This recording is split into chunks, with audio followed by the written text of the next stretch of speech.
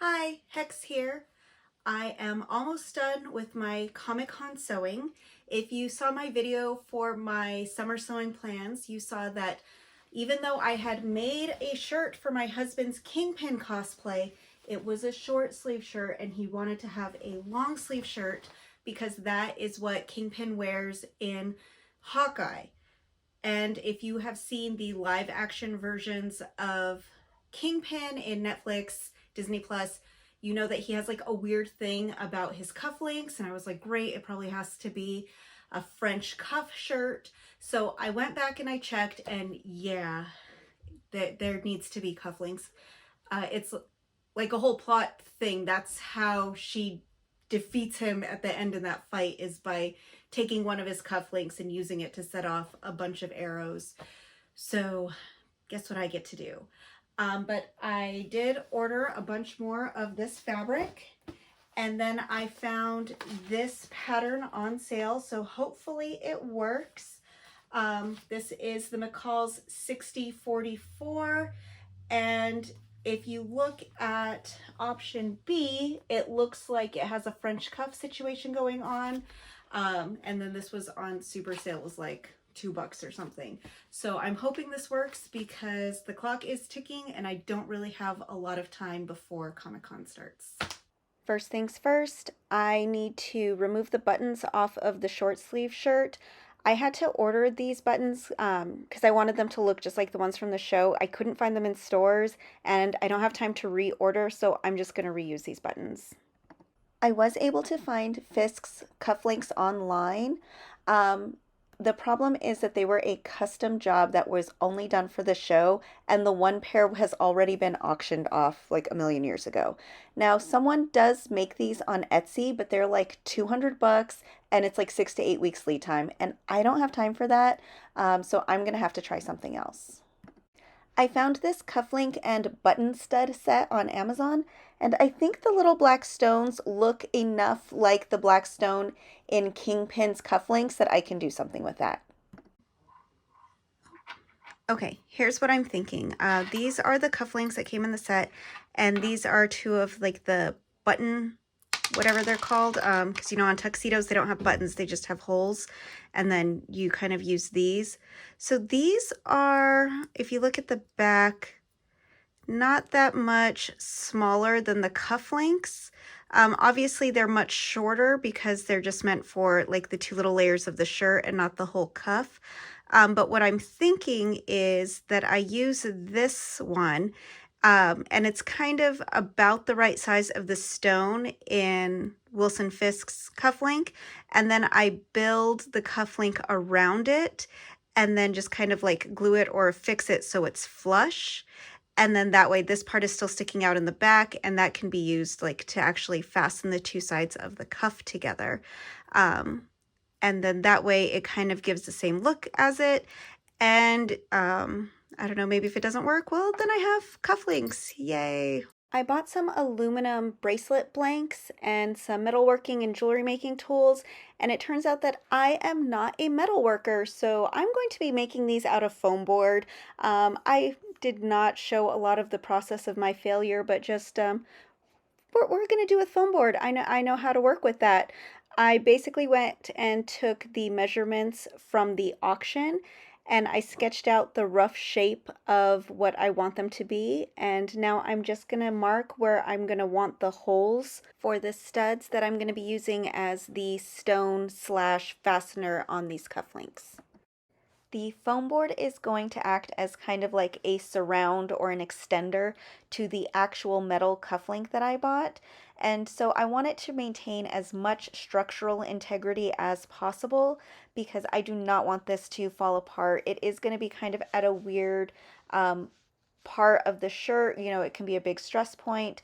So I'm using my Dremel to just go straight down and drill out the hole where the actual cufflink is going to be, instead of trying to cut it out with like a knife or an X-Acto knife or blade or anything like that. Now that the holes are drilled, I'm just going to take my regular X-Acto knife and I'm going to score all of the straight lines on this thing. This is basically just cutting through the paperboard backing that's on either side of the foam, just to make sure that I get really, really straight, clean lines when I'm ready to cut the foam. And then from here, it's just carefully cutting out and removing the little pieces that are around the triangle kind of section and the outside border, because it's very little thin border and I want to make sure that I don't damage it at all if possible. Now that the design elements are cut out for both of these cufflinks, it's time to just trace out around the borders and cut them out of the foam. Same method as before, I'm just going to score the paper part of the foam board with the X-Acto knife to make sure that I am able to get really, really straight lines and to kind of start the cut in the foam just to help keep it from getting too damaged. And then I'm just going to go ahead and cut them out with some scissors.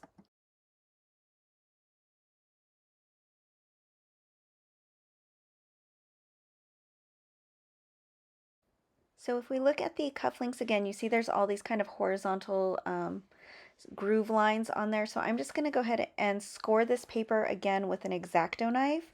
And then that way when I paint them, the paint will settle into these groove lines and kind of give that same effect.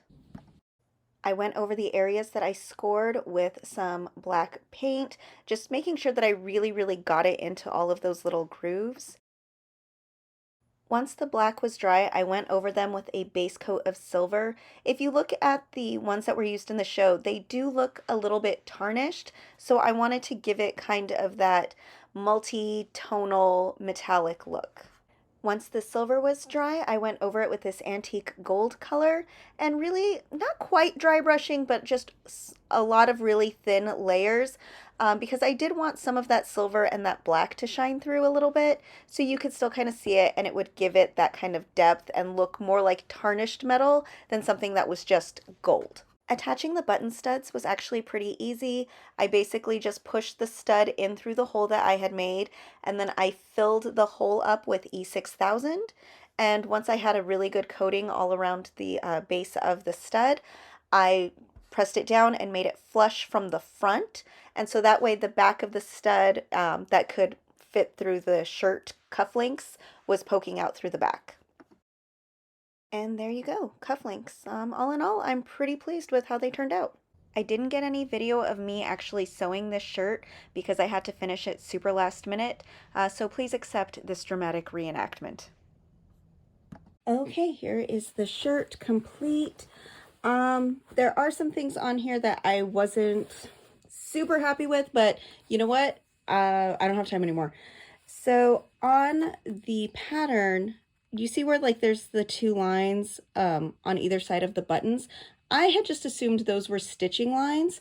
It wasn't until I actually started constructing this thing that I realized that it's actually an entire separate piece. So you can kind of see right here, you know, this is obviously a different piece than that. I'm not super happy with that, but that's just me. If I had had more time and I realized that that's what was going to happen instead of it just being like folded over into a placket, I would have spent more time to make sure that there was some pattern matching here so it wasn't so obvious. It's one of those things that most people probably aren't going to notice, but I notice and I hate it. But again, you know, we're leaving right now, so we don't really have time to deal with that. The other thing is, look, that looks like a French cuff. Okay, that looks like a French cuff. I followed all the directions and it's not a French cuff at all. It's basically the regular cuff, but instead of putting a button and then having the button hole on this side, you just put a second buttonhole and then it goes through. So I feel like that's not really giving me French cuff. Do you know what I mean? Again, this is one of those things where if I had more time, I would redraft this and kind of make it bigger. As this is, I'm a little bit concerned that once I get this on my husband, it's going to be super tight on his wrist once we put the cuff link in. But like I said, we don't really have time.